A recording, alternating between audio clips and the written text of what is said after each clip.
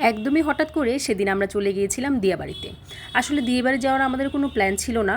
আমরা গিয়েছিলাম পাসপোর্ট অফিসে। পাসপোর্ট অফিসে যেয়ে পাসপোর্টটা কালেক্ট করার পরে আমাদের হাতে কিছুটা সময় ছিল। তখন চিন্তা করলাম পাশে যেহেতু দিয়াবাড়ি, আর আমাদেরও ইচ্ছে ছিল অনেক দিনের যে কাশফুলে আসবো, তাই চলে গেলাম কাশফুল দেখতে। সকালের ওয়েদারটা এত ভালো ছিল যার কারণে আমরা একটু বের হয়েছিলাম। কিন্তু আমরা যখন দিয়াবাড়িতে এসে পৌঁছালাম তখন যে কি পরিমাণ রোদ ছিল, মানে আমরা জাস্ট পুড়ে যাচ্ছিলাম। আমরা কেউ তাকাতে পারছিলাম না, এমন একটা অবস্থা। সবার চোখে সানগ্লাস ছিল। আমার ফ্রেন্ডগুলো তো মানে গরমে ওরা একটু ছায়া ছিল মেট্রোর এখানেই বসেছিল। আর আমি এই তো আমাকে একটু দেখিয়ে নিলাম। মেয়েও যেহেতু আমাদের সাথে ছিল, ও গরমে অনেক টায়ার্ড হয়ে যাচ্ছিল। তার কারণে আমরা চিন্তা করলাম চল আজকে চলে যাই, হয়তো কোনো সময় আমরা যদি পারি সময় হয় তাহলে রেডি হয়ে এক সময় আবার আসব।